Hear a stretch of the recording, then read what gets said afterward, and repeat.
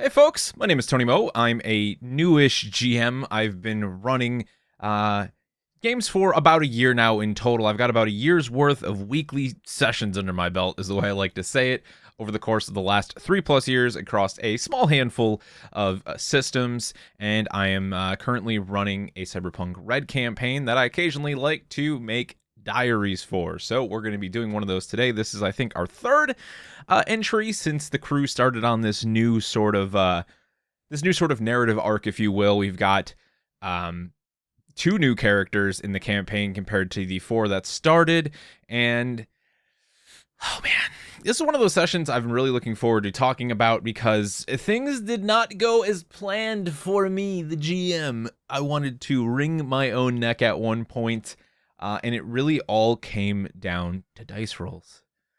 There's some things I could have done here, but honestly, I felt like this session did what I wanted it to do in the first half, and then in the second half, I just rolled unbearably bad for my NPCs, except for the ones that are friends with the players who they happen to remember existed, and they decided to call them in to have them at this narrative situation, which turned into a combat encounter. So I ran those three characters, and they rolled like gods.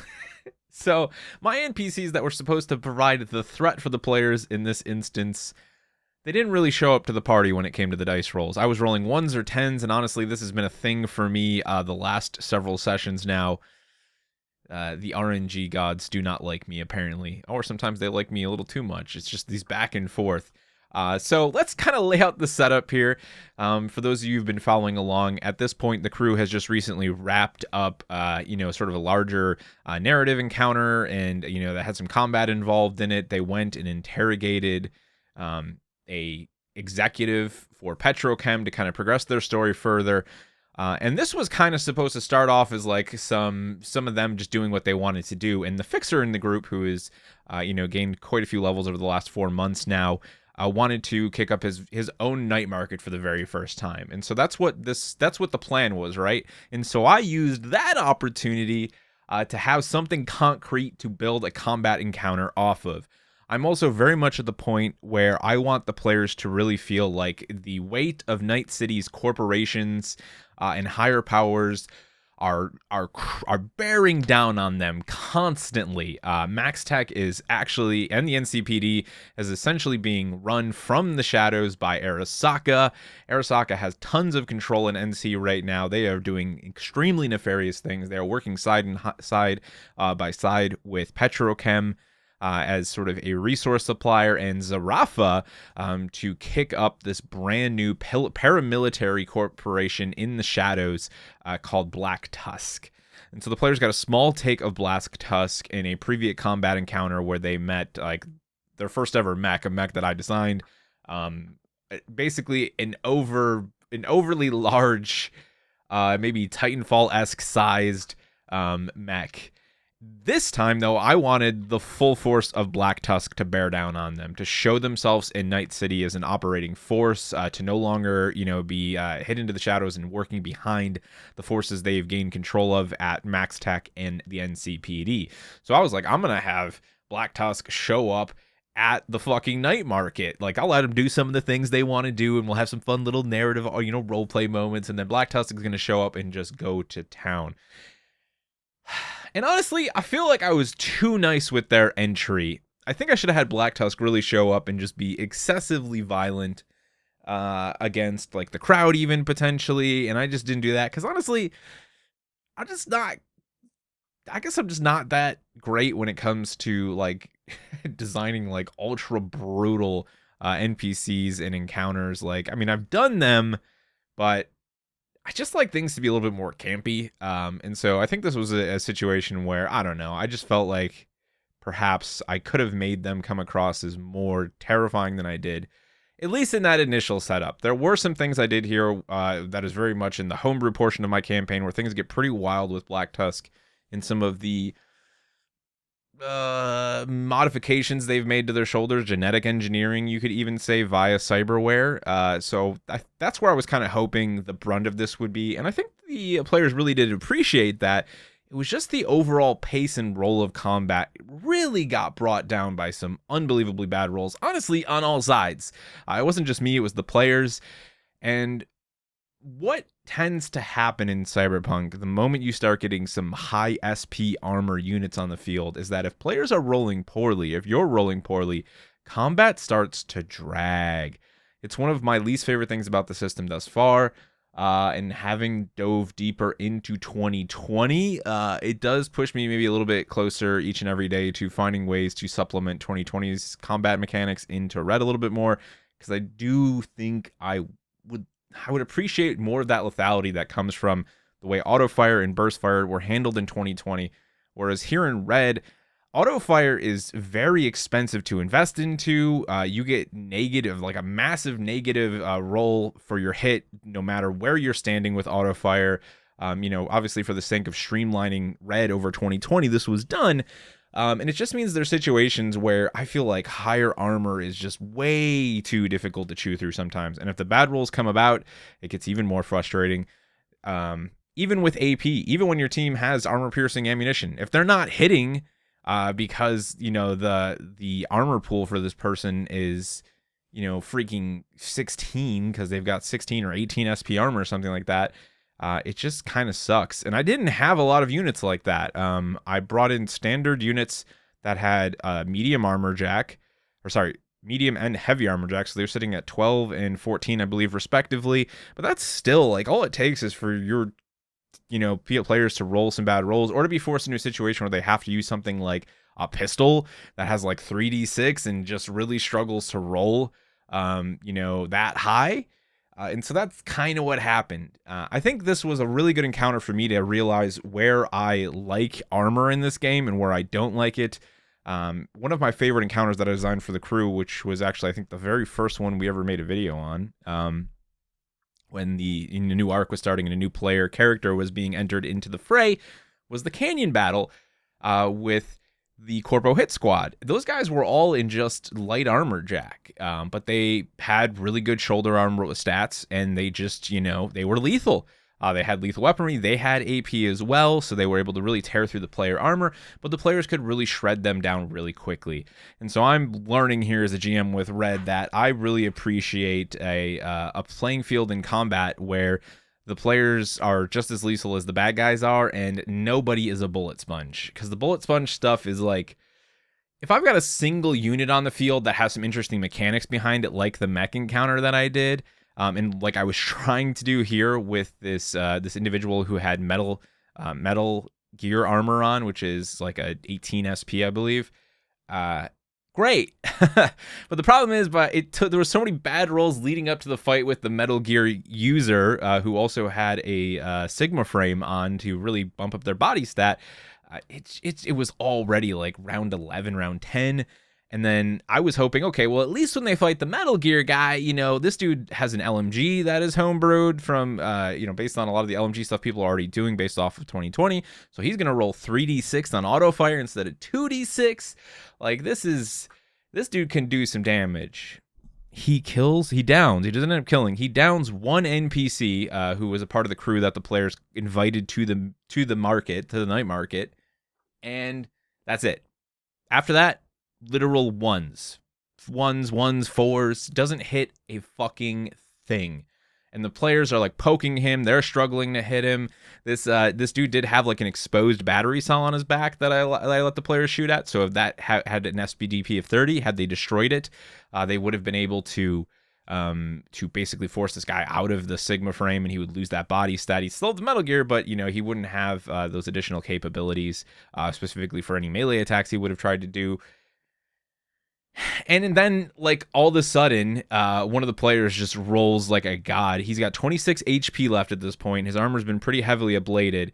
And the player rolls enough damage with 3 crits and 2 5s on an assault rifle attack to one-shot this guy, and the fight's just over. This is it. It's just over. This is just fucking over.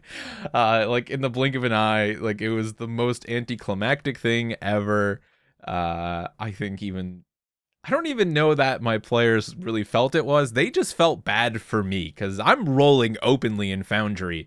I only roll things behind the screen that they wouldn't actually know about. And even then, I now use the like question mark roll, so they'll see me roll in private, but they don't know what it's for. Just sometimes to like add a little bit of suspense to a situation, make them maybe think about things that could be happening.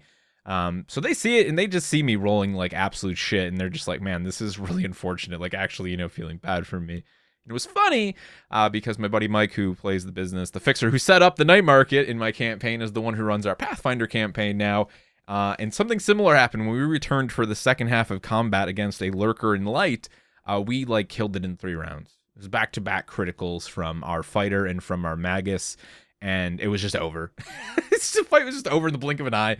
This kind of felt like that, except maybe a little worse, honestly, just because it was me rolling poorly, and even them, not really, I think, just having a good time with it. I don't know. Nobody said they weren't having fun, but it's just one of the situations, GM, where you're like, this is not going the way I planned. I'm very frustrated. The good news is everything leading up to that fight, the night market, like narrative stuff and the RP stuff, I thought that was fucking great. I think they had a good time with it. I told Mike, the business is his name, the fixer, I was like, we've done other night market stuff at this point. This is your night market. I don't like the idea of rolling randomly to decide who shows up at the night market, like what sort of vendors. I want you to choose. You are capable enough as a fixer. You'd call up your contacts. You'd get people here. And so that's what they did. They were even able, like I said, to call up some other people to invite them to the night market. So they invited the 3 street kids who helped them in a previous fight, who ended up being able to join the fight. And he jokingly said, though, he's like, he wanted real estate and stocks there, like jokingly. But then was serious when he said, okay, well, weapons and armor and vehicles, because the crew is actually currently without a car. Their previous car, they have an APC, this old APC that is painted like a pizza truck. Long story there. So they wanted just a normal armored ground car. And so I was like, yeah, we'll have a vendor there. So I make up this guy, Vinginny, this real street kid, car salesman, definitely got that Brooklyn accent going on. And so they get to do that. But I also have a real estate guy show up, this dude Jefferson Green. And so I've been trying to find a way to basically do my own take on The Apartment, which is one of the missions that was available, Scream Sheet style missions that was available for the Jumpstart kit, and that has now also been adapted to the full core book. I don't actually really want to use any of this stuff in there. I just liked the idea of the crew getting sacked with this apartment somewhere in the combat zone, and it turning into this fucking rabbit hole of like, just bureaucracy, where they end up having to defend this thing from all manner of just like corporate sleaze, right? And so I'm like, I need them to do this, right? And they now have enough money. They're buying property. They own the bar and the club called the Mohawk Place that they put a nightclub on top of and everything, like a small nightclub joint. I was like, they got some cash, all right? So I have this guy show up and he tries to sell them this apartment complex in the combat zone near Tiger's Claws territory that's going for just $30K. He has some other things too, but knowing they don't have that much money, business is like, telling him what he's about. And so this real estate agent's all like, well, I got the deal for you. One of the things the players also know that I took advantage of here is that the combat zone is actually shrinking in our world. So I like the idea of the players being able to make legitimate change to the world around them. And that's something that I think can be difficult to do, but I was very much inspired when I was reading the Lancer book. A lot of Lancer is very much like, yes, the players should be able to overthrow this, this late capitalism society that is, or at least start to. They might not see the implications of the things they've tried to change, with whatever alliances they make, but maybe they go travel far away to a place where the time dilation is different. They come back and, you've got this wonderful place that's ran by the workers, for the people. I love the idea of that. And so like I wanted them to have serious impact when we started this campaign.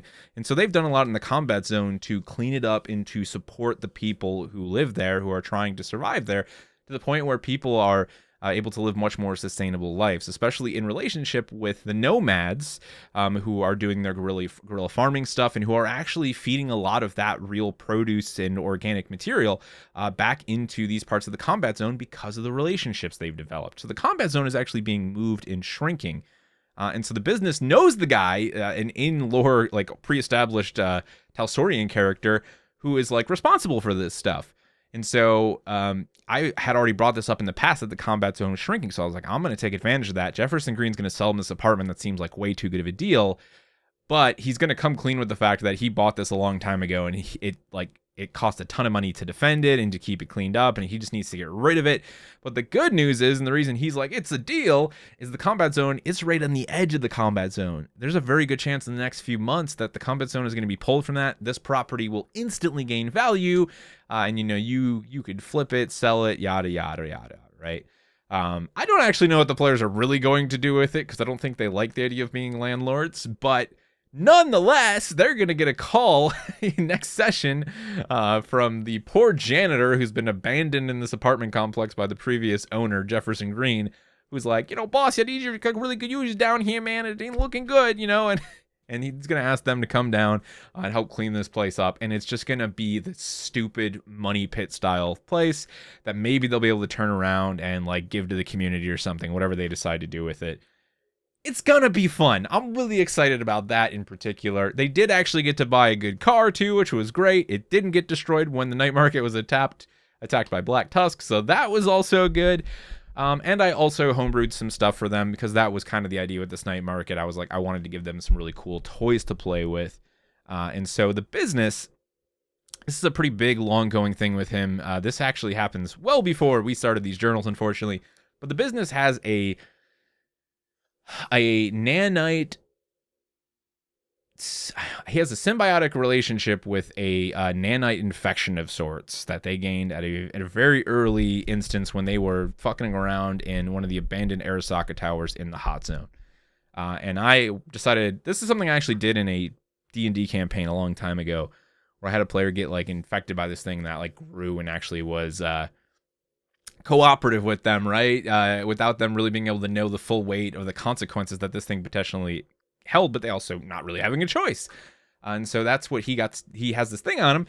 It's already in a few instances defended him like naturally, and then he was able to tap into it at one point via some helpful techie friends, and able to use it as a shield. So he can form the nanites into a shield, and then they like go back onto his body and they spread out.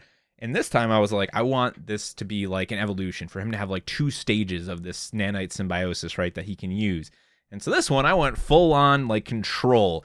This thing turns into a shoulder mounted handgun that does 3d6 damage. It uses the pistol DV, but it's sort of like in its early stages. It's unstable, right? It's trying to assist the user who is being attacked. And so he was actually being attacked by one of the Black Tusk psychers that I whipped up, and this thing like comes out and for the first time shows itself in an attempt to give him additional weaponry to defend himself in this situation. And so the way this is going to work for now, as it's like this unstable form, is that he can use it as a free action because it's tied to his mind. He gets this 3d6 pistol attack, which it's not crazy. You got to be pretty close to the pistol, so it's going to be pretty situational, especially considering he focuses right now primarily on a lever action rifle that is very good at aim shots. And so I wanted him to have something, for those situations where he is stuck, where he can maybe stack damage with his handgun. And so the way this works is after he shoots it, he actually has to flip a coin and call it on it. The idea being that he's like, sort of fighting with this other entity that exists on his body to get it to work with him. And it doesn't always want to. So he flips a coin, he calls the shot. If he gets it right, then the gun is readied again. And this is probably going to go on for a little bit until he forms a more, clean relationship with this evolution of his symbiosis. At which point we will probably, give it like a normal cooldown of some sort. But for now, that's how it works. And he also can't use his nanite shield because it's all a part of the same thing while that is deployed or while that is on cooldown. So that's kind of the way that goes. I'm really excited about that. Homebrewed up a double barrel shotgun for Kick.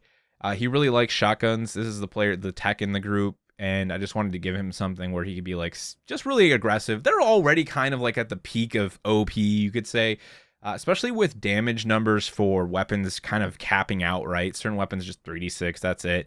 We don't really break that rule too often. And so I wanted to give him something that would have like 2 rate of fire. And so he's got a double barrel shotgun, can use buckshot or slugs. It has a 2 rate of fire. He can split the shots or fire them at one target. He can reload, then he has to reload both barrels as a full action. He also has this thing though called trick reload. And so he can holster and reload it simultaneously with like a flourish.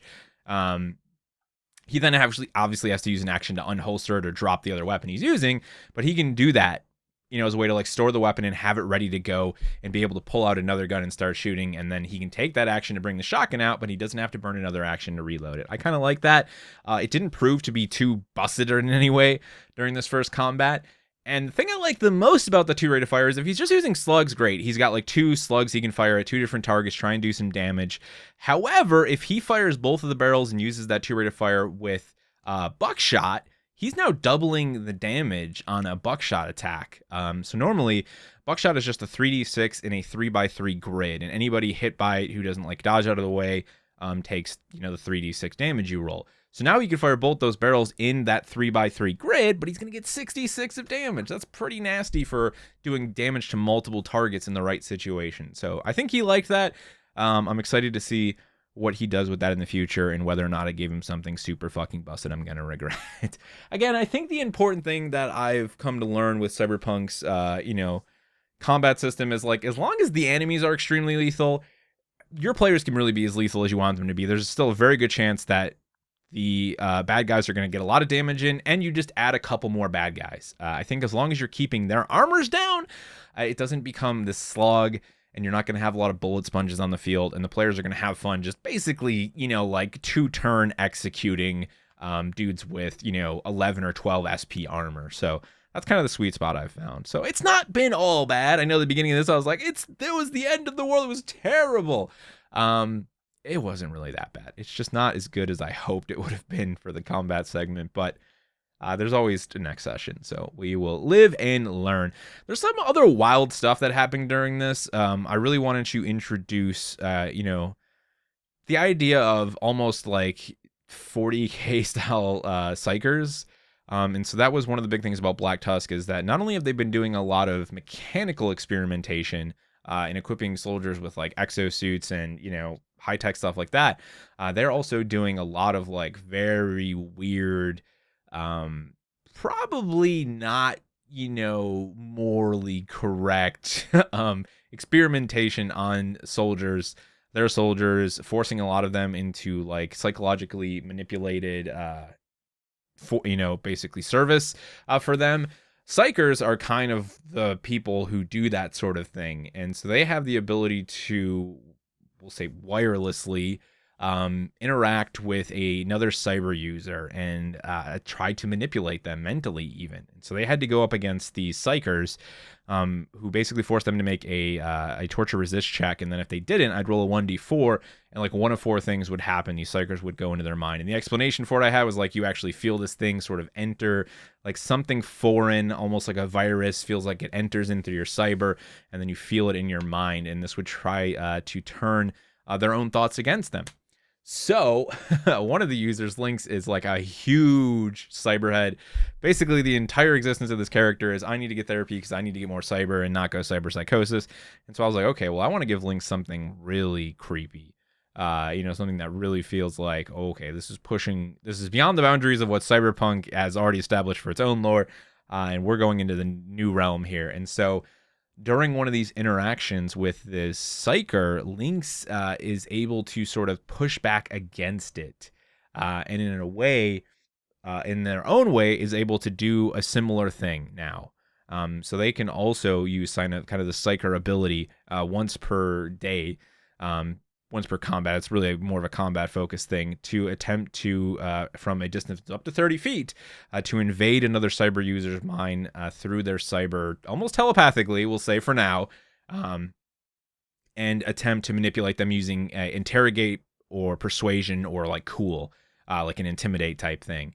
And then they basically will roll against that person's whatever I decide. So they will probably roll, like, let's say they're going for persuasion, they'll roll the relevant stat, and then I will decide whether or not that person, what that person rolls against them with. It'll probably be, resist torture, drugs most of the time, but that's the way it's going to work for now, and we might evolve that later on to something else. But again, something really kind of off the wall, which has kind of been the theme of this campaign, is to just push all of the boundaries we can, have fun, because it is our first campaign.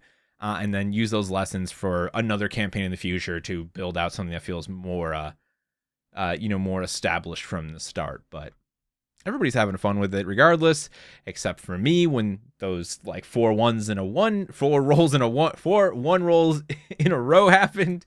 But you know, it is what it is. We'll put it behind us. Thanks so much for watching today, folks. I will have a player diary from the second session of our Pathfinder campaign for you guys. Very excited to talk more about being a player. And then this weekend, we're not actually going to be running anything because a lot of folks are going to be going on a vacation this weekend. So we following up the weekend after that. There are some like GM related videos I want to work on, so hopefully I'll be able to get one of those out for you next week instead. Other than that, take care of yourselves, be awesome to one another. I'll see you around.